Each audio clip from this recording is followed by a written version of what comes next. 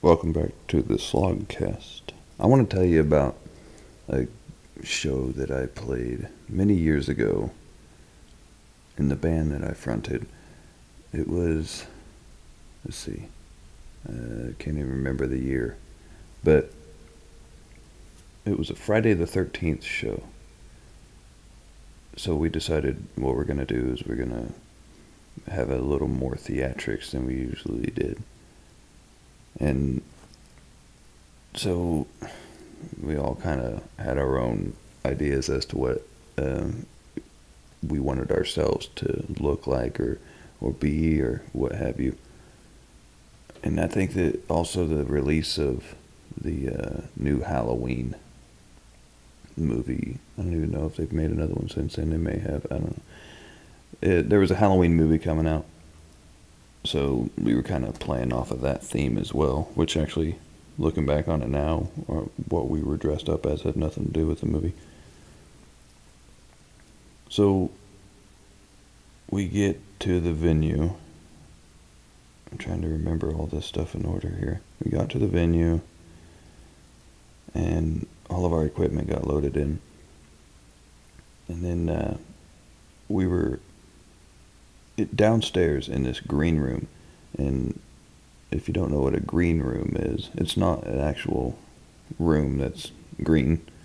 It's a word used for a staging area. It's where you go before you go on stage. It's like a pre-stage area. I don't know. It's called a green room. You go there before you go on stage. And it's not just for music. If somebody's giving a speech, or if, like if there's a comedian, anybody who's performing, there's a green room. And sometimes it's just a dressing room, which in this case it was the dressing room, and it was really, really nice. It was downstairs in the venue, and they said it was nice. It was the concrete bathroom. Yeah, piss everywhere, graffiti all over the fucking place. Let me tell you, it was top notch. It had a mirror. I remember that. You couldn't see yourself in the mirror because so much shit all over it, but yeah, this was quality stuff. It's the kind of place you didn't want to go into without a hazmat suit. So we're in there, the green room. We're going to be official and call it the green room. It was a pisser. And I was the front man and rhythm guitarist to this band. I'm not much of a lead guitarist. You can hear it in the Stenosis music, the songs that I write. I don't do a bunch of solos and stuff. I prefer the rhythm of things. Being a drummer, first and foremost, that's what I focus on. It's just the rhythm of the song. So I was the front man and the rhythm guitarist, and then the lead guitarist, he was wearing a white wedding dress that he found at, I think it was Goodwill. That was interesting. And okay. Some men, they can wear a dress. That's all well and fine. This guy should never wear a dress. Yeah, and he covered it in fake blood. So I don't exactly know what he was going for, but there he was. The bassist, who's a good friend of mine, I was just talking to him yesterday. He was wearing this like military flight suit, but it was a little bit small. And he had a mask on, like a ski mask, and then also some, if I remember right, it was some goggles or something. I don't know. I made fun of him because to me, he looked like a little prairie dog. And then the drummer, he looked like something straight out of the Blues Brothers. I don't know what he was going for either. It was really, as you can tell, a cohesive unit of costume designs we were going with here. And then me. I was wearing like this, it was my stage shirt, which if any of you have been in a band that's done shows or a regularly performing project, you'll know that you have stage clothes, or you have, your outfit that you wear on stage. Every band does, and usually that stuff just smells horrible, just bad.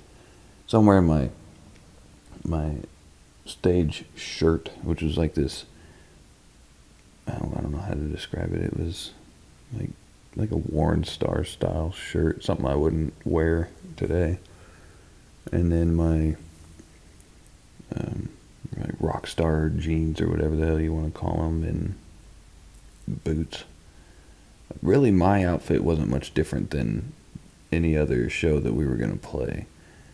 Being the front man, I had to be consistent. But there was fake blood. And I'm like, how are we going to integrate this? Because I would like to have this look of just being worn and battered, and then go out and do this, metal show or this rock show. And so we're in this bathroom, green room, and I'm talking to the drummer, and I'm like, how are we going to do this? And you can't look in the mirror, can't see shit. I can't apply it myself because I have to play my guitar, and I have to hold a microphone and stuff, and I do not want to get this fake blood all over my guitar and all over a microphone and be frowned upon. I guess if you're Wes Borland, it doesn't really matter. He gets shit all over his guitars, but... So, I'm talking to the drummer. He has his hand out, and he squeezes a bunch of this fake blood in his hand. And I'm like, I don't really know, how should we apply it? We don't want it to look fake. We don't want it to look like, it was intentionally placed here, or bad makeup job, or whatever you want to call it. We're sitting here knolling it over and discussing it, and I'm just like, I don't know what to do. And then the next thing I remember, I'm seeing stars. And the drummer had just decided, you know what I'm going to do. Like, we're to this point now. He just smacks me right upside the fucking head, like across my face. He pretty much bitch slapped my face with a handful of fake blood. We'll put it that way. And I'm just trying to collect myself because I didn't see this one coming. And the room's a little bit blurry. He's laughing. Everybody's having a great time. I'm sure it was very comical.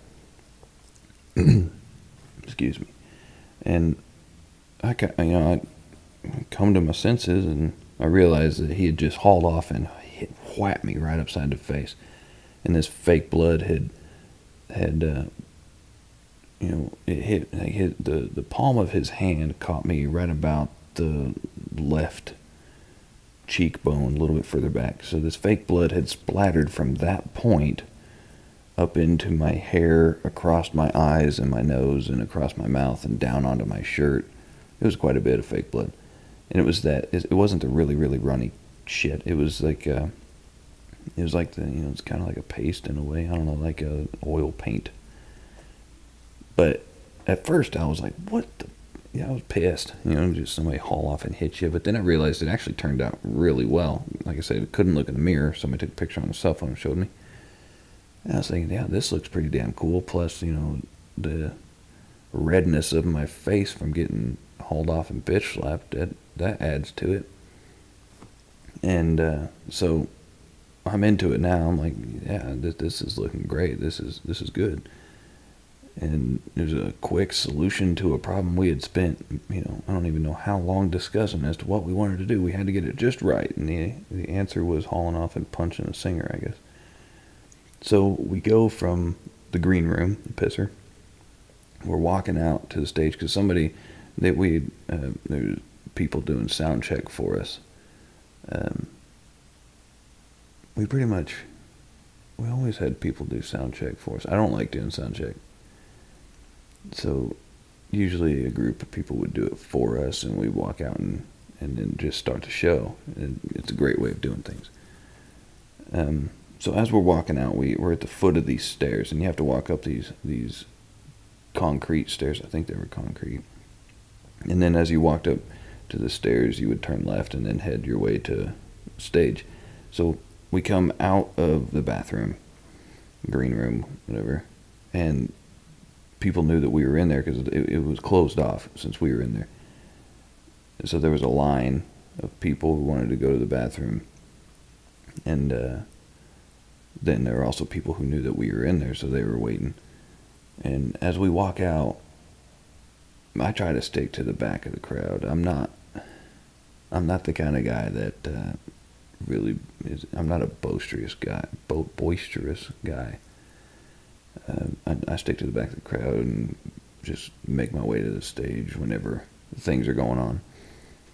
But there was this model-looking woman. I'll remember this always. And the guys in the band, they don't let me live it down either. We walk out. We're at the foot of the stairs. We're getting ready to turn up to go towards the stage. And there's this platinum blonde chick, woman, female, whatever you want to say. Everything's offensive anymore, so it doesn't matter. And she sees me, and I have all this fake blood all over my face. And I'm pretty sure she was thoroughly intoxicated, but she looked like something straight out of LA. And where the venue that we were at, you didn't see women like this around. So she kind of caught the eye of everybody, of course, and she knew that too. But she comes up to me and through the other guys, and I just kind of see in slow motion the rest of the band turn as she's walking through them, and they're just following her, wondering where the hell is she going. And then she gives up to me, and I back up against the wall because I'm thinking, what in the hell's about to go on here? And I had a beard at that time. I always have a damn beard. Anybody who's been following Stenosis for any length of time knows that I hate shaving. And I had my beard, and it had blood in it, or fake blood. And this chick just looks at me, and like I said, I'm backed up against the wall, just kind of, okay, quiet. And she goes, the only thing that she said was, I just want to eat your face off. And then she grabbed my beard, the right side of my beard, with her teeth, and like pulled at my beard. And then she backed up, looked at me. I didn't say anything. You think, rock star, is a smooth guy, knows the words to say at all times. No, I didn't know what the hell to say at this point. And the guys in the band, they're dumbfounded.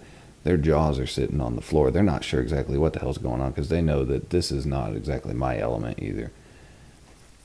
And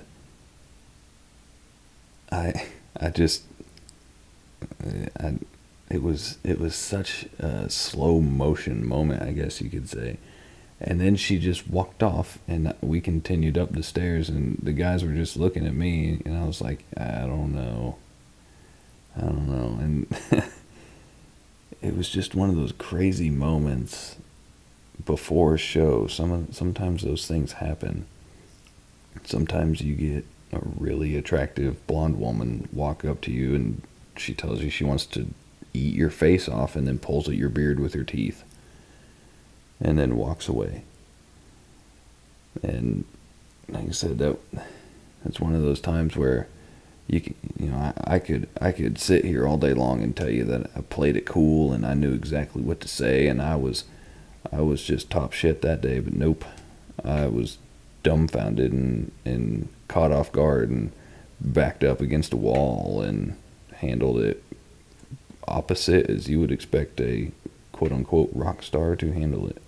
And then we went and we played a show, and I forgot the lyrics of some of the songs. So there was that. I'll tell you about that in the future. I figured you would enjoy this story. It's one of those stories that people think about rock stars, sex, drugs, and rock and roll, but they don't always hear the stories where things went from, all right, we're awesome, to, oh, this is awkward. You can follow me, Stenosis Music, Facebook, Instagram, and Twitter, and you can go to stenosismusic.net to pre-order my new release, Probably Another Irrelevant Notion. It comes out officially on August 1st. You can also go to Patreon if you want. I would prefer you pre-order the album, though, if you're going to spend any money. But regardless, you being here means a lot to me. And we'll see you next time. Well, actually, you won't see me, but I might see you.